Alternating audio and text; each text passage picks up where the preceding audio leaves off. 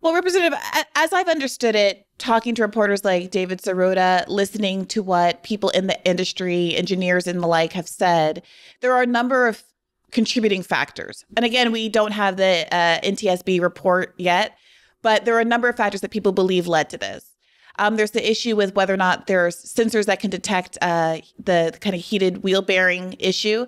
There's the question of whether or not they need to install the superior electronic braking system over the air braking system that enables trains to stop more quickly and prevent jackknifing. There's the issue of having more staff on the train so that they can do more thorough inspections on these sometimes 2-mile long trains that are staffed by only 2 people.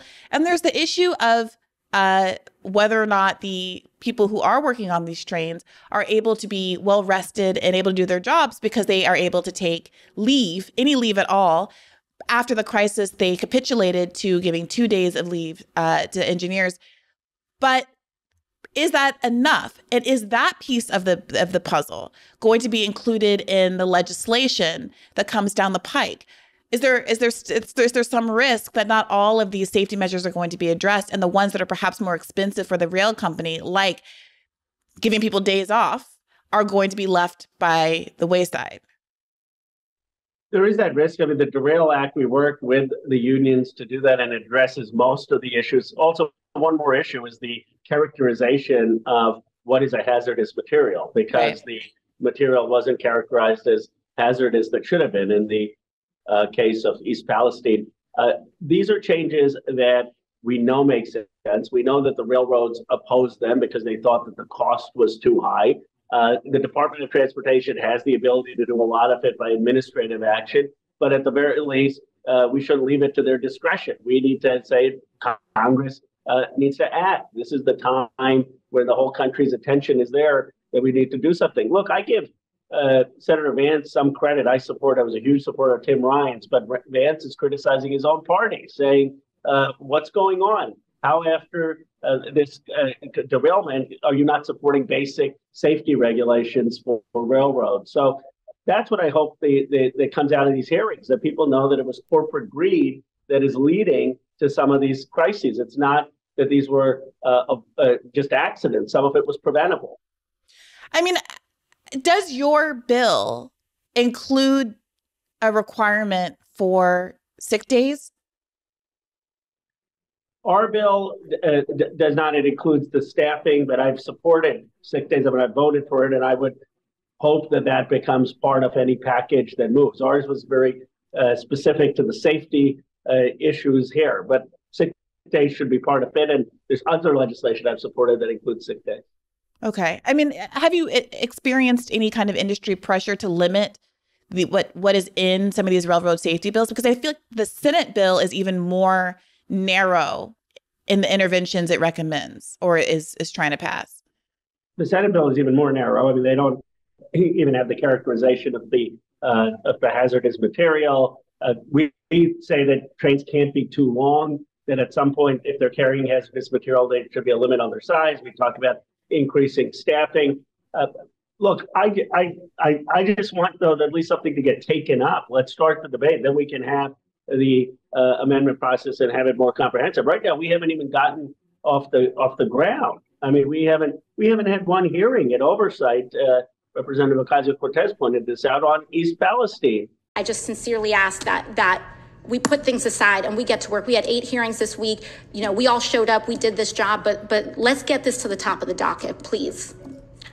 Lady yields back, and let me add, I agree completely with what you said, and with respect to East Palestine.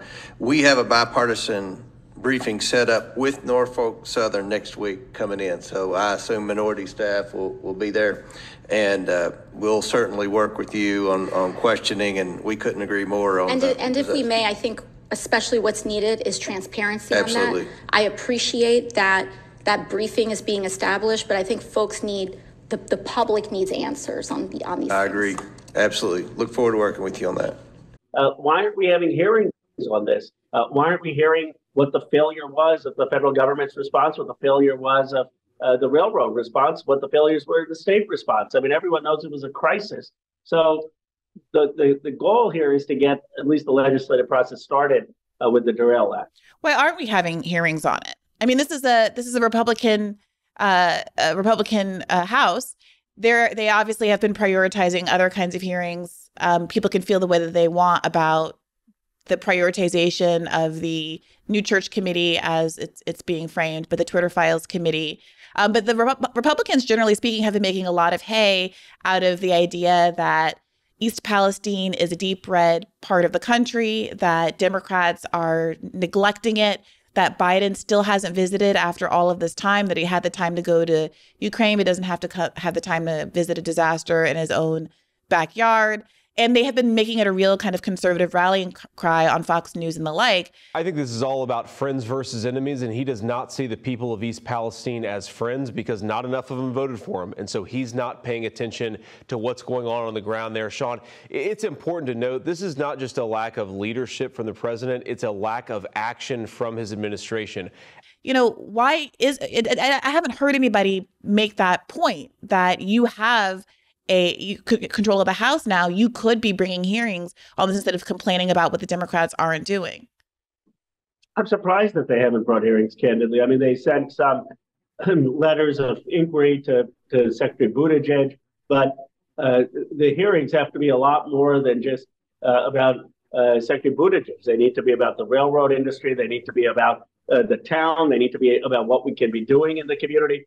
And it's surprising to me, candidly, given what you said, that oversight isn't holding hearings on this. They would be bipartisan. There would be support from progressives who care about climate deeply, who are concerned about the environmental consequence of what happened. There'd be support for those of us who say that we have neglected these towns like East Palestine, that we offshored so many jobs with NAFTA and the most favored nation status for China. But I think we should have these hearings, and I'm perplexed why they haven't had them. I mean, you mentioned that there are things that Pete Buttigieg could do in his individual capacity as transportation secretary.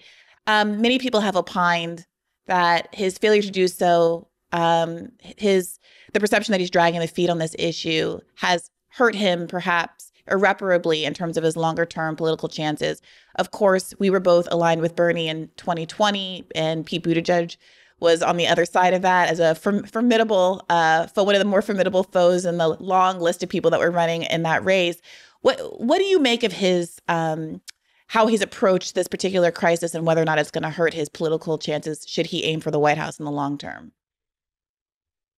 I'm not concerned about Pete Buttigieg's future as much as I'm concerned about the future of people in East Palestine. And I'm glad that he did go after many people called on him to go. I'm glad now that he's talking about increasing railroad safety standards. I think just dispositionally, people who supported Bernie Sanders have wanted the Department of Transportation to be tougher on the airlines, tougher on the railroad companies, standing up for consumers and not just be seen as a mediator trying to find consensus, but really holding these corporations accountable. And if this incident gets him to change his approach and be more assertive, then some good would come out of it. But what I'm hoping is that we now start talking about 1,000 derailments, not just as well. That always happens in every transportation department, and those are just the facts. But how do we actually lower that number? And that should be the metric. What can we do between now and the end of the president's term to get that number lower? And is there any plan? I mean, obviously, your bill addresses the role of the railroad industry in particular, but there's also this other piece of it that David Sirota has reported on so extensively, which is the way that lobbyists have been able to affect industry capture.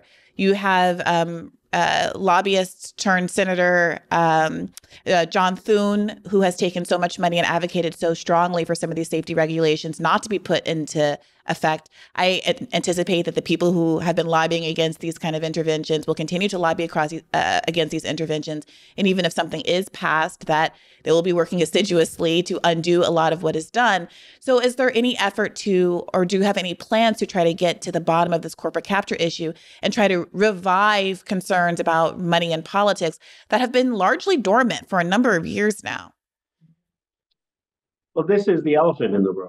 Right. I mean, this is why we don't get reform on Medicare for all. This is why we don't get true reform on prescription drug pricing. This is why these regulations were diluted. It's the influence of lobbyists who come in and in 1,000-page bills insert provisions, dilute provisions. It's the impact of big money spending, both the contributions to campaigns and also the independent expenditures. We know this. We saw the independent expenditures against Senator Sanders by anti-Medicare for All groups. So what do we need to do? Well, we first need to talk about the corrupting influence of money in politics. We need to, in my view, ban any member of Congress, any senator for life for being a lobbyist or doing any lobbying work. We need to have at least a 5 or 10 year ban on staff members doing that. We need to stop PAC money. We need to overturn Citizens United, stop super PACs. And there's a whole agenda of what we can do. It's until we get some of that reform, it's going to be hard to get the policies we need. I mean, I think that's right, but that gets to the heart of the problem. How do you get these kinds of reforms? I felt as though part of why I wanted to support somebody like Bernie Sanders was because he was very clear-eyed about why it is that the system isn't working, why it is that government is not democratic, and had a number of reforms to try to get at the root of that. I don't feel that way about Joe Biden, and you mentioned Medicare for All, you mentioned all of these incredibly important policies were a part of that package. So it kind of raises the question, why has there been such a quick coalescence around the idea of supporting Joe Biden should he announce a run for re-election in 2024 among, in particular, progressives in the House? Pramila Jayapal, the Progressive Caucus, has very quickly said that they plan to endorse Joe Biden if he runs. Why not take a beat and see if there is a candidate that emerges that at very least is willing to commit to things like Medicare for All, unlike Joe Biden, who, as I'm sure you remember, said that he would veto Medicare for All even if it were able to pass the House and the Senate. Maybe it's someone like Marianne Williamson is obviously the only one who's thrown her hat in the ring thus far. She does support Medicare for All, a number of other Bernie-aligned policies, but it's still so early in the game. Why commit, I would argue, prematurely to voting and endorsing for Joe Biden? I said that the person I would support would be Bernie Sanders, but given that he has said that he's not running, I think that the president has done a lot of things that have been more progressive than I anticipated. I mean, the climate bill that he ended up passing, the sense that the Build Back Better, even though it didn't get passed for universal child care, $15 wage. So I think he has won confidence from a lot of progressives in adopting significant chunks of Elizabeth Warren and Bernie Sanders' his agenda. And I'm going to support him for re-election. That said, some of the attacks I've seen, at least online, on Marianne Williamson are totally beyond the pale. I mean, a democracy should have competition, and if someone wants to run on ideas, that's their right. I've said that about third-party candidates. I've said that about primaries in Congress. I said that to people who run against me in primaries. I don't think you should squelch dissent or competition. I will make the case to the president, but if other people want to run and make the case for where the party should go, that's democracy. So I would dispute the idea that there's a significant amount of progressive confidence in Joe Biden. We might be defining who's progressive wrong, or differently rather. But even if we put that to the side for a second, when I've asked you this question before, you've alluded to the things that Biden has done that have surprised you that are positive. And I have no interest in bickering over the significance of any given policy. Of course, any president is going to do some things that are positive. And given the very low bar that Joe Biden set as one of the most conservative politicians in the 2020 Democratic primary race, it certainly would be easy for him, in my view, to surpass expectations. However, that doesn't really get to the heart of the question, which is issues like Medicare for All, policies like Medicare for All were so central to what Bernie was fighting for and to what attracted 30% of Democrats to want to support him. So, is this kind of ephemeral notion that Biden has won the confidence of progressives more important than putting your voice behind policies that have the ability to so radically change the lives of millions of Americans? Well, I saw a poll the other day. I mean, polls are all over the place, though, that 18 to 34-year-olds, the majority wanted him to run for re-election, which I attribute to both the student debt issue that we all fought for and climate that we all fought for. But absolutely, Medicare for all was a missed opportunity after the pandemic. I mean, we could have done simple things. We could have said we're going to raise Medicaid to cover up to 300% of poverty. That would have expanded coverage. I mean, I'm saying even if you didn't go for all of Bernie Sanders' Medicare for all, which I support, we could have said we're going to have seniors get hearing, vision, dental. We could have extended Medicare to 60 or 55 as a step of going in the direction. We could have had more robust hearings on it. We could have had the president say aspirationally, I'm for Medicare for all. I've seen and changed my mind during the pandemic, and I understand why that's important. None of that has happened. And on healthcare, we have a tremendous amount of work to do. I guess my point is, I think the progressive movement pushing for Medicare for all will be better off in 2028 after 8 years of Joe Biden than if we have Ron DeSantis or Donald Trump. Now, you may say that's a very pragmatic way of looking at it, and maybe it is. But I have not given up on the core principles that I'm very proud. I supported Bernie Sanders twice. I chaired his campaign. Obviously, that's what I believe is a just society. And the good news is there are more and more of us in the House who are ascribing to that platform. I guess I wouldn't characterize it as, or my critique of that approach is not that it's too pragmatic. It's that it presumes that if a populist progressive candidate were elected in the Democratic primary in 2024, that it would lead to a Ron DeSantis or a Donald Trump being president. And I would say that 2028 looks a lot better if we had had 4 years of Joe Biden and then 4 years of a progressive that support Medicare for all, than 8 years of a president who was so aggressively against Medicare for all that he'd said he'd veto it, even if it were supported by all of Congress, and who took more money from the billionaire class in the pharmaceutical industry than anybody else did in the healthcare industry in 2020, which I think there's a direct relationship, to go back to our conversation before about the influence of lobbying. There's a direct relationship between that and his vehement opposition to the kind of healthcare reforms that most Americans want. I should also note, if we're talking about polls, that a February 6th poll showed that most Democrats, not to mention everybody else, don't want Joe Biden to seek a second term. So our progressives, our Democrats, especially progressive leaning ones, foregoing an opportunity here to capitalize on public sentiment,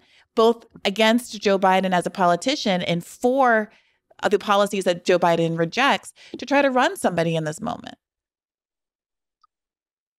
No, because I think to beat Trump or DeSantis, you're going to need someone with brand identification. I feel differently in 2028, but that's why I think Bernie has the brand, right? I mean, if Bernie were to say, "Look, I'm going to run, and I think I can win," that's why I said I would support Bernie Sanders. I'm not saying. But Bernie said he's not going to run. Obviously, things change. But Bernie says he's not going to run, and the likelihood that he would run in 2028 is even more slim, I think, just generally speaking, given his age and whatnot. So apart from Bernie, unless you're able to name another Democrat, another progressive who you believe has name recognition, aren't we just punting down the line to being told in 2028 you're going to have to vote for some milquetoast neoliberal, maybe even Pete Buttigieg, because it's going to be Ron DeSantis. Ron DeSantis isn't going anywhere. He's a young man. Even if he loses, if he runs in 2024, and if he loses, he's still going to be there to take another bite at the apple down the line. I agree with that. I think a progressive could easily beat Ron DeSantis, and I think 2028 will be an open field, and I hope 3-4 progressives run, and I think they will win, because I think Bernie Sanders' agenda was popular, and if everyone had dropped out at the end and endorsed Biden, and if there wasn't the pandemic, and if it weren't for the fact that Biden was Obama's vice president, Bernie Sanders would have won that nomination. I mean, you and I were there. We did very well in Iowa, won New Hampshire, won Nevada. Nate Silver had the probability afterwards of Bernie Sanders winning at 70% for the nomination. So what the progressives need to be doing is not to forget how close Sanders came and realize that we're going to have a moment to build on that in 28. Look, the centrist wing of the party is often very strategic. Hillary Clinton, after she lost in 2008, bided her time and ran in 16 and won. And I think the progressive movement, if we lost in 20 and rebuild, can ensure that in 28, 32, 36, we have a progressive nominee. What does that mean? That means a nominee who will change back the Democratic platform of Medicare for All. I voted against the platform last time, to much criticism, but our platform used to have Medicare for All as part of it up till Ted Kennedy. I think it was changed in 1980. It means a president who's going to clearly be for free college and free vocational education. It's going to be someone who's going to be for taxing the ultra wealthy. Who's going to be clearly for a livable wage and would say, I'll fire the parliamentarian if the parliamentarian gets in the way. I think those principles can be the table stakes for the nominee going forward. So what is then gained, Representative Khanna? What is gained? Because by you not endorsing a candidate that's like that now, or not articulating at very least that you're going to sit out of it because Biden does not rise to the level of those stated ideals or those policy objectives that are so core. And maybe you don't believe that, let's say, someone like Marianne Williamson has a viable chance of winning, but at least an acknowledgement that on paper, from a policy perspective, she checks off all of the boxes of the policies that you just listed. Because what ends up happening, from my view, is that there is a diminished confidence in the progressives that are left because they refuse to distinguish themselves in meaningful ways from folks like Joe Biden. You can make criticisms of him all you want, but if at the end of the day, you're always endorsing him, focusing on the things that he's done good rather than all of the disappointments, not focusing on the things that he could do with his executive authority that he has refused to do, it diminishes the brand of what it even means to be a progressive. Not to mention, Representative Khanna, and I'd be remiss not to mention this, doing things like voting to condemn socialism, which was something that you voted for. I mean, how do you explain that kind of decision and expect progressives to still have confidence in this time down the lane in the future, 2028 or whenever it is, that someone like yourself or someone who has been framing themselves as a progressive is actually going to be progressive when it matters if you were not willing to vote against things like a ridiculous performative condemnation of socialism? Yeah, well, I'll answer both questions. First, on the question of supporting Joe Biden. I believe that the choice is between right now Biden and the Republican field, and that President Biden being there would help us make further progress on climate, on student loans, on finally, hopefully, getting some increase in a livable wage, even if we don't get to $15. And I do think we would make that progress if we took back the House, and that's why I'm supporting him as the incumbent Democratic president. But where I am different than many other Democrats is I have always said respectful things about Marianne Williamson. I have said that I respect and admire a number of her positions. I've said that she should not be chased out of or bullied out of the race. And if she wants to raise progressive policies to help move the party in a progressive direction, to move the president in a progressive direction, fine, good. I mean, let's embrace conversation. And I think that's one difference. You say, what is the difference? It's that I do make room for both progressive critique and progressive candidacies, but I am going to support Joe Biden unless Sanders enters. It's the idea that it's a Democratic primary, though, that I'm stuck with, because there's a lot of progressives who don't want to support Marianne Williamson for a number of issues, including her foreign policy positions, her position on Israel, Palestine, her position on the Ukraine war. And I completely understand that approach. But there is this kind of strategic question that I've been wrestling with, which is that in a Democratic primary, this is not a general election where I think that people should vote. But in a Democratic primary, if people were like, oh, Marianne Williamson, she's not going to win anyway, yada, yada. Okay. Well, when it comes down to Biden and DeSantis or Biden and Trump or Biden and Nikki Haley, you can still vote for Biden. What is gained by, and I ask this of a lot of progressives that listen to my show and stuff, what is gained by either, kind of sitting out the primary or premature, I would argue, I'm trying not to, prematurely is obviously a valuated word, but, before it is necessary to affect the general election outcome, endorse Joe Biden? Well, I think that President Biden has worked effectively to move progressive policy, and I'd like him to continue to do that as opposed to move to the moderate lane. I mean, his allies, more of us in the Progressive Caucus have defended him than moderates. I defended him on Afghanistan. He got a lot of criticism on that from the moderate wing. We defended him on going big, on Build Back Better. We insisted that we do the Inflation Reduction Act for climate. He took our side on the student loan debate, not the moderate wing. So, I want him to continue to move in a progressive direction. And I believe he's been effective on a number of these policies, which is why I'm endorsing him. I mean, I went very early for Bernie Sanders. Now, are there areas where I policy-wise disagree with him? Yes, and I've been candid with that on Medicare for all, most probably on a $15 wage, on universal child care. What he's proposed isn't universal child care. I call for $10 a day child care. And I'll continue to speak out about those policies. I think climate, we have to go much bigger. I'm on the Thrive Act, $1 trillion a year. We did $300 billion over 10 years. I'm for defense budget cuts, by the way. He's coming out with a defense budget that's almost going to be $890 billion. Yes, so, after audits show that they can't find 30% of what they've been spending anyway. So I think if people look at my record, they'll see that I took to the New York Times to criticize some of the approach on inflation. I have not shied away from being critical of the president where I disagree. But overall, I think it has been a successful presidency in the light of the circumstances, and I think we can get more progress to usher in a progressive era for 2028 with him there. And that's the judgment that I've made. And that, there is more to also the ideology of being president. There's an experience and other things, which I thought Bernie Sanders had when I supported him. And Bernie had 20, 30 years in the Senate. And, while I respect Miriam Williamson, I'm not sure not having any elected office and then going right to be president. I'm not saying it's impossible, but Donald Trump just was president. Right, but that didn't work out that well.